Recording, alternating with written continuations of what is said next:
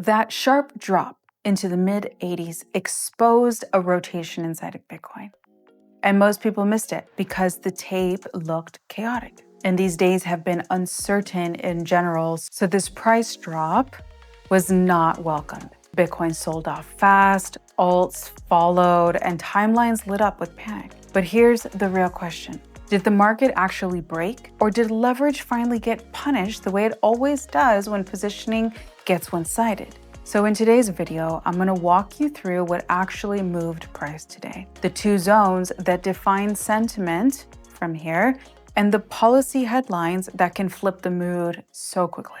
Then we'll zoom out to what matters most. That is the internal rotation underway and why the long-term crypto narrative stays intact, stays strong, even when short-term price action gets uncomfortable. So all right, let's start with the part of the story everyone felt first.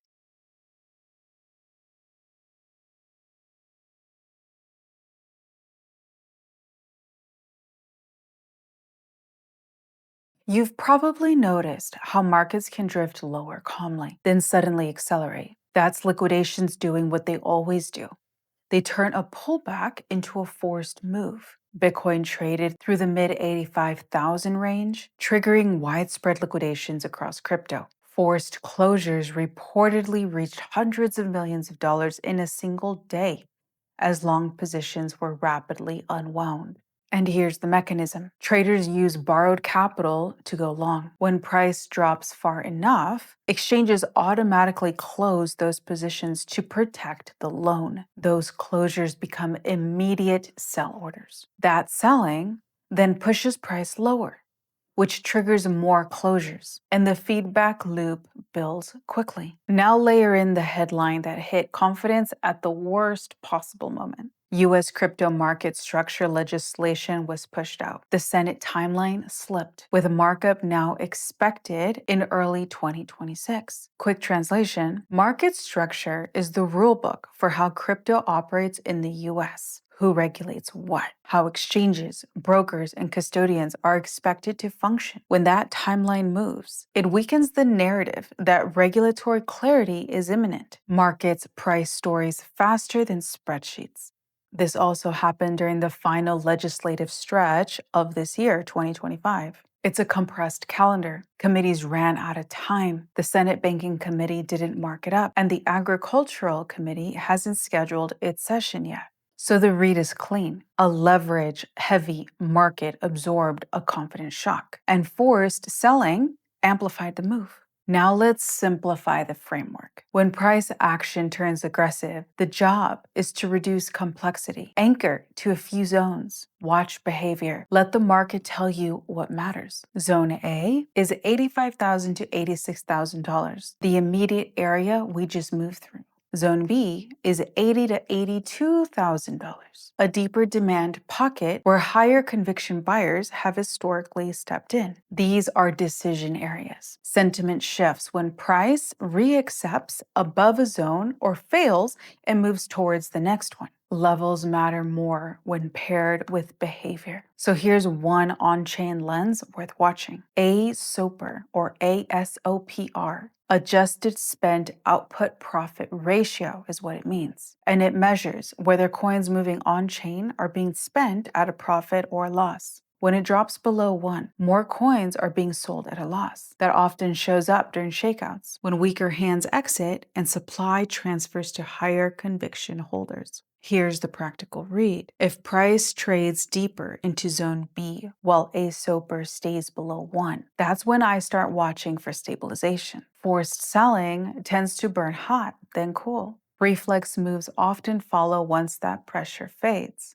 There's also a higher time frame signal people are watching, a potential 3-day bullish convergence similar to those seen near prior major lows. Price makes a lower low. Momentum stops confirming, and selling pressure starts to lose force. It's not a bottom call, it's a signal to pay attention to. So far, we have a leverage flush, a policy-driven sentiment hit, 2 clean zones, and behavior metrics that help identify when selling pressure is exhausting. Now let's go one layer deeper. I hope you're still with me. When people say long-term holders are distributing. It sounds dramatic, but in practice, it's straightforward. Long-term holders are wallets that haven't moved coins for extended periods of time. After strong runs, some of those coins start moving again, creating supply the market has to absorb. CryptoQuant flagged a notable spike in long-term holders' distribution over a 30-day window. Historically, these spikes tend to appear near macro inflection points as long-term holders take profit into strength. On the other side of that rotation are short-term holders. These are newer buyers, often closer to recent highs. They feel drawdowns first. And CryptoQuant noted that extended periods where short-term holders remain at a loss often align with weak hand cleansing phases, where supply shifts towards higher conviction ownership. So the takeaway is simple. Coins move from impatient hands to patient hands, diamond hands. The market stops rewarding impulse and starts rewarding discipline. So I hope this is you.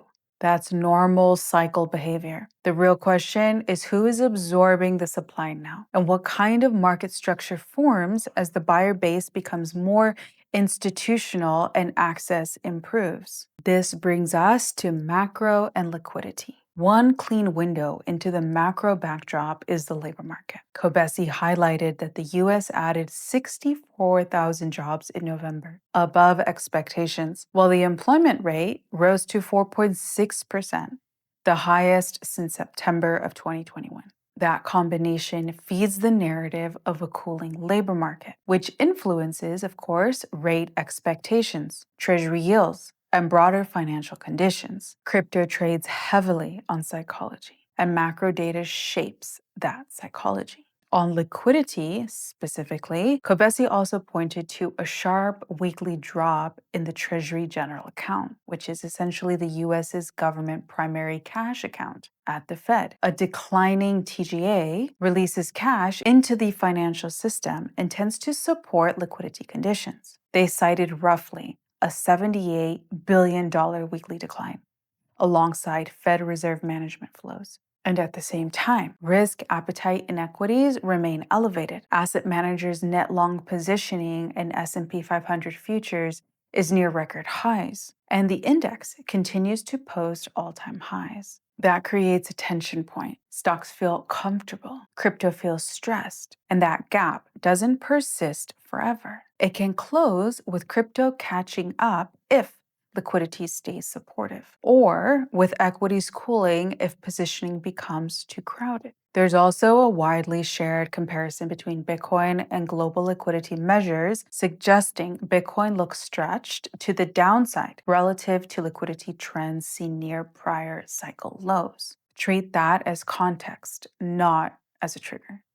If liquidity remains supportive, mean reversion becomes more plausible. If it tightens, recovery takes longer. Now, let us talk about what retail, or the 99% of everyone, often underestimates. When Bitcoin sells off, the loudest voices go quiet. The longer-term allocators keep working. One example circulating is disclosure tied to a New York State pension fund and exposure via strategy, with posts citing roughly $50 million. The precise or exact number matters less than the direction. Strategy functions as a Bitcoin proxy inside traditional portfolios, and allocators continue finding compliant routes into exposure. A fidelity chart making the rounds raises a broader point. The classic four-year halving rhythm may be evolving, as I've been saying, into a longer demand regime as the buyer base matures. ETFs and institutions operate on multi-year mandates and scheduled rebalancing that creates steadier demand layered on top of fixed supply. You don't need to commit to the word supercycle. The takeaway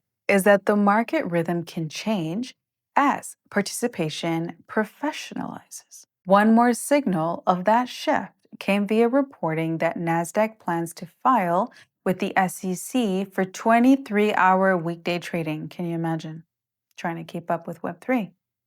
Traditional markets are chasing extended uptime. Crypto already operates there. When legacy systems start adopting crypto native characteristics, that direction matters too. Now, let us talk about the final shift. Stablecoins sit at the center of this evolution. Visa expanding USDC settlement to Solana allows US institutions to settle transactions on chain using Circle's USDC. That's real payment infrastructure testing blockchain settlement, reducing friction between traditional finance and crypto rails. MetaMask adding Bitcoin support is another quiet upgrade. MetaMask is one of the most widely used self-custody wallets in crypto. Native Bitcoin support lowers friction and makes Bitcoin more integrated, more accessible into everyday crypto workflows and for the everyday person. And regarding regulation, we already covered the market structure delay. Another development shows how fluid this landscape is. Bitcoin Magazine actually reported that President Trump said he would consider a pardon for the CEO